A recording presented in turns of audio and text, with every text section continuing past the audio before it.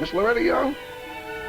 Mr. Bentley's having some people over here at the house tonight, and he'd like to know if you would come. Uh-oh. Miss Young, Mr. Bentley told me to tell you that would be after dinner. That's right. Goodbye.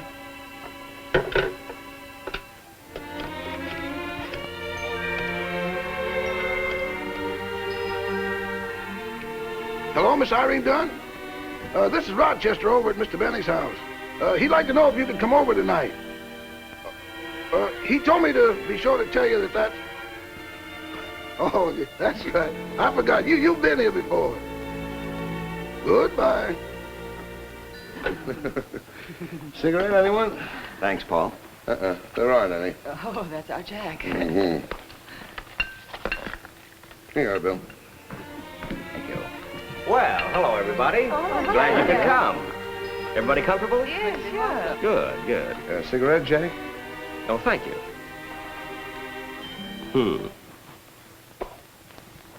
Now, the reason I asked you all over here is because I want you to meet Father James Keller, who is coming by in just a few minutes. He wants to talk to you about making a movie. Now, I know that everybody in Hollywood wants to make a movie, but this fellow happens to have a very good idea for one. You see, Father Keller is the head of the Christophers. Now, as some of you may know, the main idea behind this movement is to encourage more good, decent, normal people to take up careers that strongly affect the fate of this country.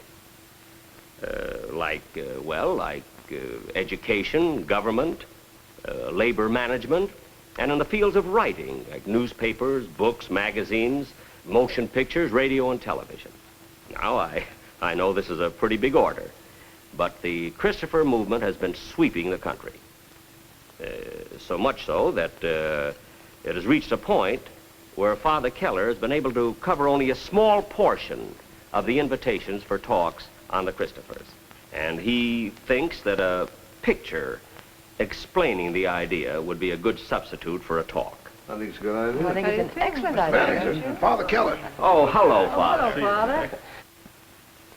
I suppose Jack told you that the chief purpose of the Christophers is to get more people of high purpose into the vital fields that affect, for better or for worse, the lives of the majority of mankind. The fields of teaching, government, writing, labor, social service, and library work. And Jack mentioned that we were interested in one picture. As a matter of fact, I'd be interested in lots of pictures on the Christopher idea, because I don't know of any medium in which we could reach the millions of people more effectively through the motion pictures. And you seem to have a question. Well, you know, I suppose it is a good thing to get into one of those fields, but, Father, it's not quite so easy for young people to get any kind of job these days. Well, that's just the point, Ann. As long as it is difficult, why not try for a job that counts? Instead of just taking something where you're filling in time between 9 and 5, why not get a job where you're doing something, a job with a purpose? Oh, a job with a purpose. So you can whistle while you work. Yes, very good, Ann. That's the way to put it. Whistle while you work. But it's really much more than that, too. I'm convinced we're on the brink of the greatest peace the world has ever seen, or the worst disaster. You make it sound like a matter of life and death, Father. But, Bill, I really feel it is. Here we are in the greatest country in the world, about the only country left intact. And whether we like it or not, I'm afraid, as America goes, so goes the world. Why, Father, that's a frightening thought. Yes, Loretta, but a glorious challenge. It's a wonderful time to be alive. Just think, a little handful of people can change the whole course of history. Well, maybe more than a handful. I mean, just that, a handful. 1% is nothing more than a handful. And just think what that 1% has been doing to mess up the world. And they get in the fields that count. That's right. You never see any of those, pardon me, Father, chaps out at the ball game selling hot dogs. No, you don't. You're right you are, Paul. They're in there pitching. Call them what you like, they have one thing in common. They hate the basic truth on which our nation is founded, that every human being is a child of God, and that he gets his rights from God, and that the purpose of state is to protect those God-given rights. every one of them, get into fields where they can eliminate that truth. So the purpose of the Christopher movement is to spark enough people to get them into the same fields and work as hard to build as they do to destroy. Yes, Bill, that's just it. I'm really convinced that we can find enough people who will be fired with the love of God and country, who will gladly get into these vital fields, dedicate their lives, and get into government and teaching and all the rest of these important spheres, and work hard to keep in there that basic truth in which our country is founded, to be for what these other people are against. The number one item is the Declaration of Independence. No, that's not everything, but it's mighty important. I don't think many people realize the close connection that the founders of our country explicitly stated was between God and country. Over and over again, they emphasized that was the cornerstone of our liberty. Then 4 times in the Declaration of Independence, they repeated over and over again that our liberty depends upon God. That's right. Do you know the Declaration, Paul? Naturally. It goes as follows. When in the course of human events it becomes necessary for one people to dissolve the political bonds which have connected them with another and to assume among the powers of the earth the separate and equal station to which the laws of nature and of nature's God entitle them. Remarkable, Paul. You're one of the first persons I've ever met that know that much of the Declaration. There's something I have here I'd like to show you. Right in the very first sentence of the Declaration, it states very explicitly that all law flows from God. And then there's another reference to God in the very next sentence. The very next sentence, we hold these truths to be self-evident, that all men are created equal, that they are endowed by their Creator with certain inalienable rights. Amazing, Paul. And he knows it word for word, too. Here's an odd thing about that second reference to God. It wasn't in the first version at all. It's a straight write-in. Here it is, a photostatic copy of the original draft. The first version said, all men are created equal, and from that equal creation, they derive certain inalienable rights. But apparently they want to emphasize the point still more. So you can see where Jefferson crossed out the phrase, from that equal creation, they derive certain inalienable rights, and wrote in the phrase, they are endowed by their Creator with certain inalienable rights.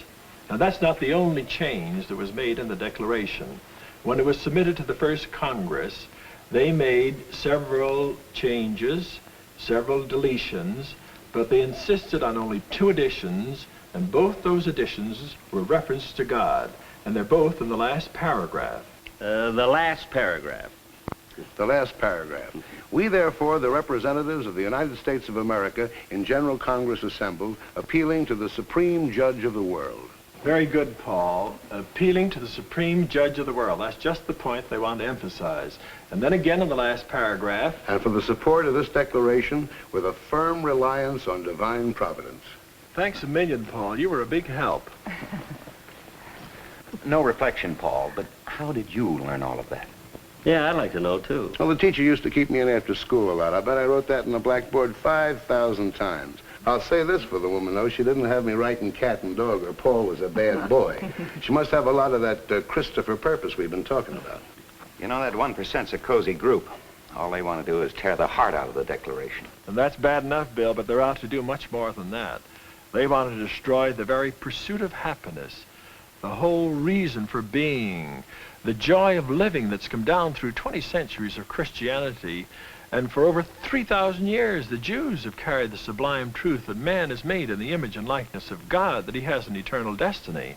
And all of this stands out ever so much more clearly when you think of what Adolf Hitler and Karl Marx said about their idea of the worth of the human being. Here are Hitler's words. He said, to the Christian doctrine of the infinite significance of the individual human soul, I oppose with icy clarity the saving doctrine of the nothingness and insignificance of the human being. And Karl Marx put it a slightly different way, but his idea was just the same. He said, the democratic concept of man is false because it is Christian. The democratic concept holds that each man is a sovereign being. This is the illusion, dream, and postulate of Christianity. Then our position is crystal clear, Father. We say man is a creature of God, responsible to God. That 1% say that man is a nobody. Yes, just a nobody worth about $1.89, just a bunch of chemicals. And they don't want men to know his sacred worth, and that's why they swarm into every field they can to eliminate every trace of man's dignity. They want to wipe it out, eliminate it from the face of the earth. Well, is it correct to say, then, that the Christophers are an anti-communist movement? No, the problem as we see it is this. It's getting good people in, getting the good citizen to do his part in saving our country and saving the world. And so, the Christopher approach emphasizes the affirmative, the constructive, doing something positive. We say that it's much more important to chase good people in than is to be too preoccupied chasing evil people out, essential as that is. I don't know how many of you realize it, but according to reliable estimates, 60% of the parents of America don't want their own children to work for their own government. Can you think of any quicker way to wreck any country? Then, on top of that, 1 million teachers are needed in the schools of America. 6,000 little public schools have closed because of lack of teachers. Fewer and fewer parents are encouraging their children to take up writing careers. 17,000 librarians are needed, tens of thousands in the social service field. I could go on, but it's more or less the same old story of what happened in Germany. Most of the good Germans wanted good government, good education, good everything else. But they didn't want to be bothered. They wanted somebody else to do it. You know the old story, everybody wanted to eat, but nobody wanted to cook. We know who wound up doing all the cooking. Yes, Jack, and the world has had indigestion ever since. The Nazis weren't strong in the beginning, but they swarmed into every vital field. The lines were drawn then and the lines are drawn now. We're either for God or against God. If it's the latter, we'll pay the penalty, and soon. William Penn said something along that line about being ruled by tyrants. I remember, he said... Those who are not governed by God are ruled by tyrants. Is that what you meant, Irene? Yes, Father, something like he said was what I meant. Well, anyhow, that's where the Christopher approach comes in. We feel that something can be done, and soon. As soon as there are more people turning on lights than they're turning them off, there'll be a wonderful change for the better. Just recently, I finished a quick trip around the country. I gave talks in 23 cities, 95 talks, a little over 4 weeks. Every place you go, you find wonderful people, all ready and set to do something to change the earth. Yes, Father, the woods are full of good people. Now all we have to do is get them out of the woods. Father, you mentioned that you had been all over the country and you met some very fine people.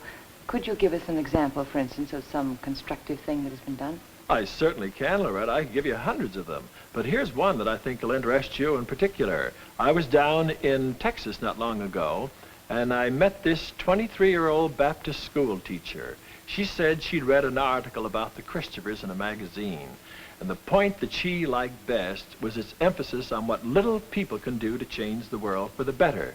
She said, and it was wonderful to hear the way she said it, she said, you know, for the first time in my life did I realize a little person like myself counts. And then she went on to explain that she was teaching in schools. It was hard work and so forth. But she said, most of the girls I know are getting out of the teaching field. They say there's not enough money in it. The pay is too low. Well, after all, Father, they do have a point. They don't make very much money, do they? That's right. Well, there's something in Father, that. is it even a living wage?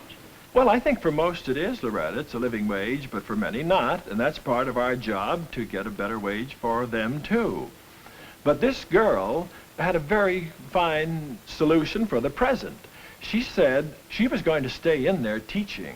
And moreover, and this was the important point, she said, I'm going to become a committee of one. and get as many girls as I can to get in the teaching field. It was wonderful to hear her enthusiasm. And then she said, I got my first recruit yesterday.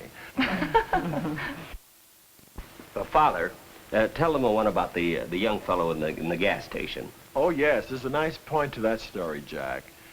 This young Negro student was working his way through college, trying to support his family. He had a job at a filling station. A little bit of prejudice developed, and about 10 or 12 people stopped buying gasoline. The man, the owner of the station, was quite worried. It was only a small business that he had, and he felt that he had let the man go. Word got around, and this little housewife heard about it, and she felt she should do something. She'd caught this Christopher idea. She should reach out to the world, and here was a specific opportunity. So in a very nice way, she walked down to the station and asked if there was anything she could do. And this man was so surprised. He said, well, you're the first one that's offered to do anything. Everybody's complaining. Nobody's doing anything. But she said, how many customers would you lose if you kept him? Well, he said, I don't know, about 20 maybe.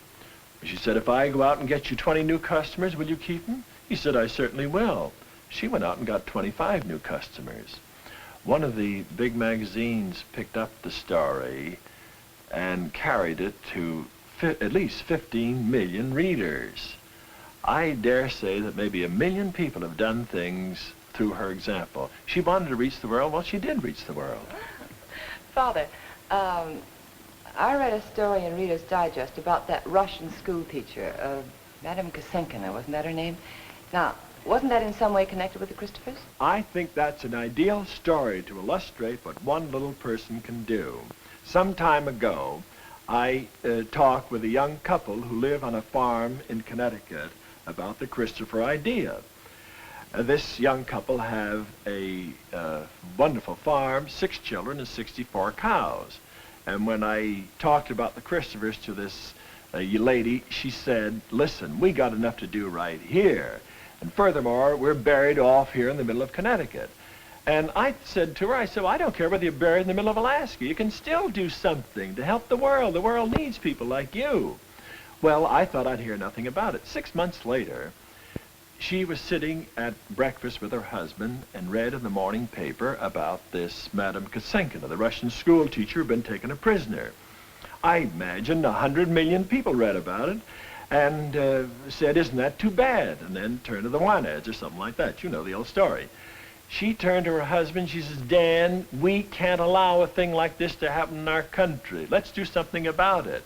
He said, fine, I'm with you. Her brother, a young lawyer, came up from New York for a quiet weekend. No sooner does he get in the house than Louise goes right at him. She says, Peter, we must do something to help that poor school teacher. He wants to get out of it. He says, forget it. After all, it's not our business. And she turns to him. She says, it isn't our business? If it isn't our business, whose business is it? Well, he was sparked. He went right through with it. He got a group in New York to help him obtain a subpoena. He carried it himself over to the Russian consulate. He stood across the street wondering how he would ever get in the hands of the Russian consul general. He was standing there hoping and praying for something to happen. Something did happen. Up drove the Russian consul general, steps out of his car, hurries up to the front door, and fortunately left his key inside. And he rang the bell. Meanwhile, Pete saw what was happening. He rushes across the street, and it was quite a job, but he got the subpoena in the hands of the Russian consul general. Well, everything began to happen. The word of this went all over the world by radio. And by a strange course of events, it went right into the room on the 3rd floor of the Russian consulate, where there had been a radio left by accident, and here, seated, a prisoner, was this Russian school teacher. She told us afterwards that when she heard her name over the radio, when she looked out and saw hundreds of people milling around outside, she came to just one conclusion. Somebody in America was fighting for her. She didn't know who it was, but it thrilled her so much she just wanted to jump into America. But how could she do that? She went to the window, and as she looked out, here she was on the 3rd floor. But that wouldn't stop her. Nothing was going to stop her if she could just save her life. Anything. She saw a wire stretched across the courtyard. She felt if she could only hit that, it might break her fall and save her. She jumped. She nearly tore off her hand, but it broke her fall, and she was very seriously injured. It took her months to recover. But when she did recover, she had only one request, and that was to see the one person who had thought out into the world to help a little person like her. Oh, Father, that's a marvelous story, and that's what the Christophers can do, huh? I could tell you thousands of stories like these. Each one emphasizes over and over again the big things that little people can do. I'm convinced that God will bless any old fool who will try. I don't think he'll bless the smartest person in the world who says it can't be done. You know, our forefathers left us a wonderful pattern, a heritage we should cherish. Each one of us can play a part in preserving it. Yes, you and you and you and everybody else can do something to change the world for the better. Father, you have a customer. You can count on me too, Father. I'm in. I think I can speak for everybody. Why not? You've been doing it all evening. Oh, Irene.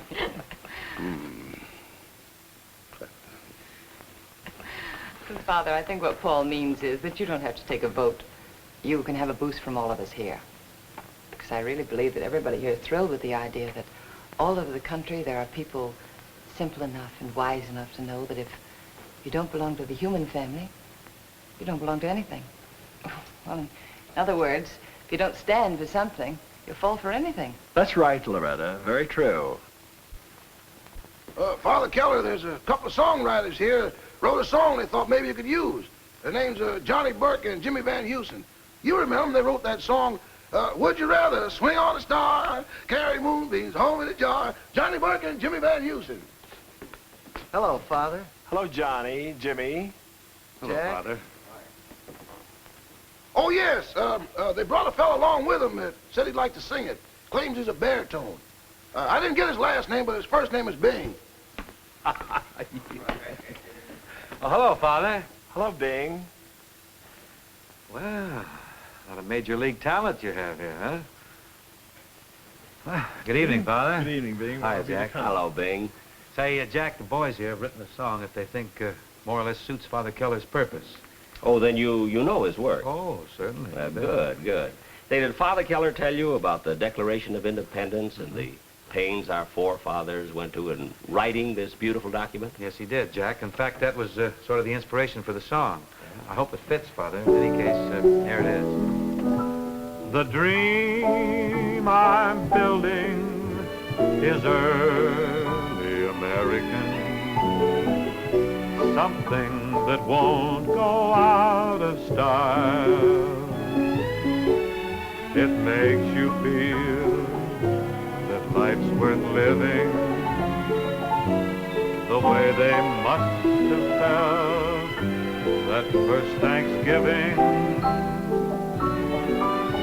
You sure get sold on that early American after you look around a while.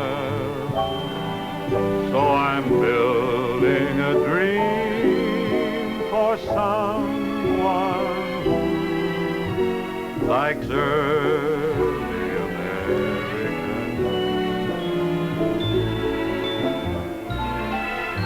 The dream I'm building is early American.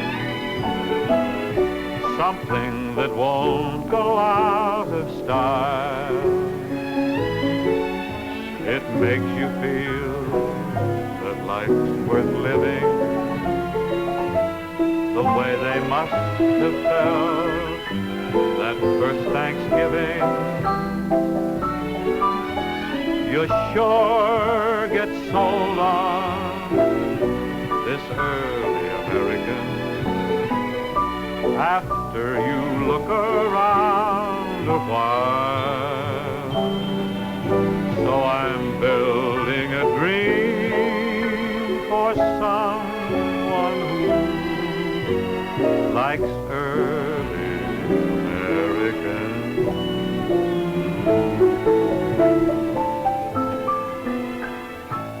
Think it works? I think it's wonderful. Thank you, Really boys. swell. Bless you. Thank you, Father. Thank you for this. It's marvelous. Don't thank me, Father. I want to thank you for the chance to help out on an idea as important as this. And of all the things you mentioned, the one that stands out in my mind is the part about the Declaration of Independence. Jack, it stood out in somebody else's mind, too. I wanted to tell the rest about it, but I didn't dare take any more of their time. I have a copy here of Lincoln's lost speech. If I may, I'd leave it with you. Well, thank Notice you, his magnificent language. Just read a bit of that. 1858. This was their lofty and wise and noble understanding of the justice of the Creator to his creatures, to the whole great family of man. In their enlightened belief, nothing stamped with the divine image and likeness was sent into the world to be trodden on and degraded and embruted by its fellows. Now, my countrymen, if you have been taught doctrines which conflict with the great landmarks of the Declaration of Independence, if you have listened to suggestions which would take from its grandeur and mutilate the symmetry of its proportions, if you have been inclined to believe that all men are not created equal in those inalienable rights enumerated by our Charter of Liberty, let me entreat you to come back. Return to the fountains whose waters spring close by the blood of the Revolution. Think nothing of me. Take no thought for the political fate of any man whomsoever, but come back to the truths that are in the Declaration of Independence. Do not destroy the immortal emblem of humanity, the Declaration of Independence. God bless you, Jack. God bless you too, Rochester. Thank you.